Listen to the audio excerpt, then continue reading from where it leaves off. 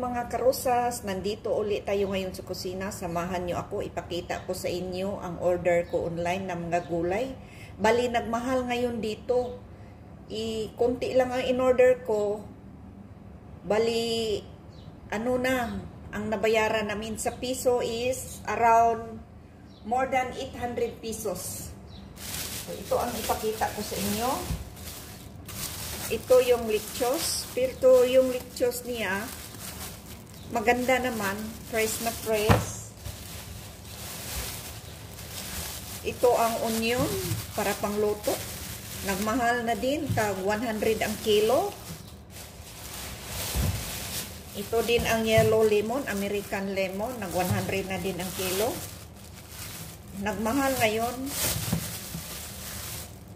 Pero ang ganda, hindi ka naman lugi, mabango. Saka may konting zucchini sa Arabic Escosa. Para yan pang saluna, pang tarik. Kasi ngayon is first day of Ramadan. May konti tayong kalabasa.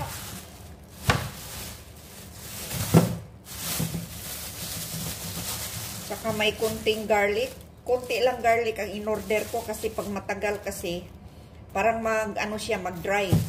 Pag ilagay mo sa refrigerator, parang anong tawag ba dyan? Parang magbasa, parang tinanim kasi malamig ang refrigerator kaya siguro nagkaroon ng dahon na bubuhay. Kaya paunti-unti lang in-order natin kasi anytime pwede naman tayo tatawag. Saka ito ang coriander leaves, ang pangpasarap sa luto.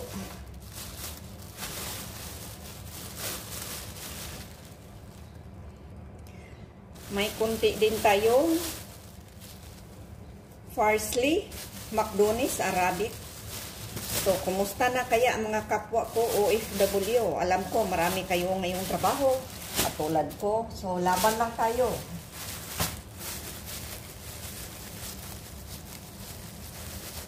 Kita ko rin sa inyo itong Chinese vegetable. Sa atin ito parang alugbati. Masarap din ito sa nilauoy. Dininding. Saka may kunti tayong bagyo beans. Ang bagyo beans dito is mura lang. Ang mahal yung mga onion, nagmahal. Ayan. Sa atin, masarap ito igisa pag may karni. At dito naman, nahalo ko rin ito sa karni. May konti tayong broccoli. Ayan, konti lang in-order ko. Ayan, medyo may sira. Okay lang ito. Konti lang in-order ko kasi masayang lang. Baka sunod na araw, o-order rin ako ulit. Saka yung talong, konti lang din ang in-order ko. Kasi masayang lang. Kasi 3 bisis ko ito gamitin, hati-hatiin. Kaya, kumusta na kayo kapwa OFW? Alam ko, pareho tayong busy. So, huwag pabayaan ang sarili natin. Huwag magpagutom. Maraming pagkain ngayon.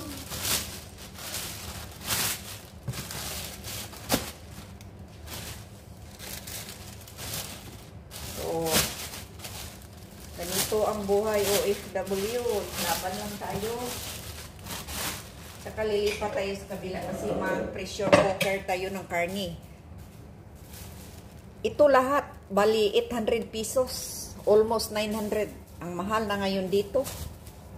Ayan. Nilagay ko dito kasi hugasan ko ito. Kaya ito, nag-pressure cooker ako ng karni. Hindi ko muna tinakpan kasi magbula-bula yan. Tanggalin ko yung bula-bula kasi para masarap yung loto. Lagyan natin ng konting cardamom, crushed cardamom. Uluin lang natin ito.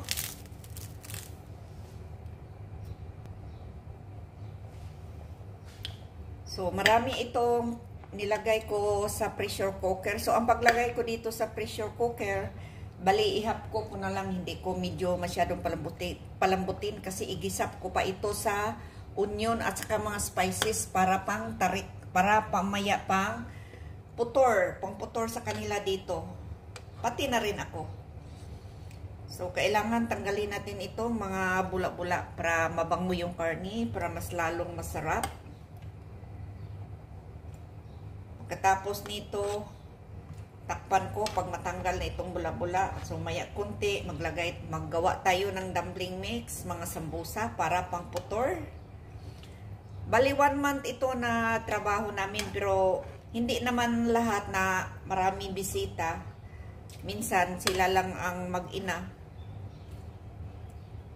Minsan, marami. Ganito kasi ang buhay namin, mga kapwa mga kapwa OFW. Ayan. So, kailangan natin lagyan ng spices para mas lalong mabango. Lagyan natin ng nutmeg. Lagyan natin ng konti.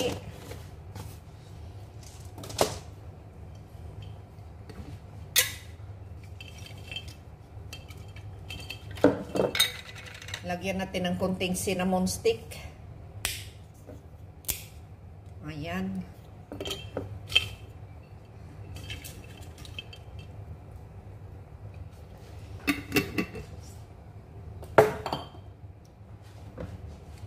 Kaya mga kapwa ko OFW, alam ko mga busy tayo. Pero huwag tayo magpagutom. Kasi ang dami nating trabaho, tapos magpagutom tayo, baka magkasakit. Nakakahiya naman, hindi tayo makatrabaho ng maayos, pero hindi naman tayo pinipilit. Pero mas maganda yung mag-ingat tayo. Kasi walang ibang tutulong sa sarili natin kung tayo lang. Ayan, tingnan nyo. Kasi pag hindi kasi tanggalin itong bula-bula, yung parang ano niya, bubbles, parang malangsa yung karne. So, kailangan tanggalin natin ito. Yan.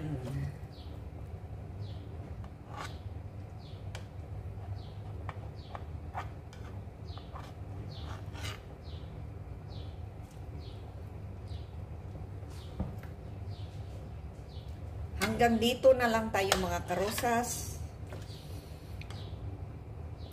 Please don't forget to subscribe, like, share, and comment, and tap the bell para updated kayo sa sunod na mga videos. Bye-bye everyone. Ingat kayong lahat. God bless.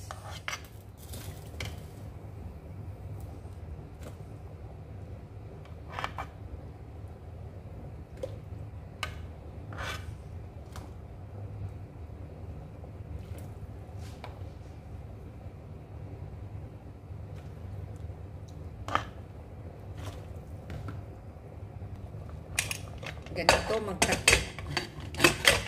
Aray.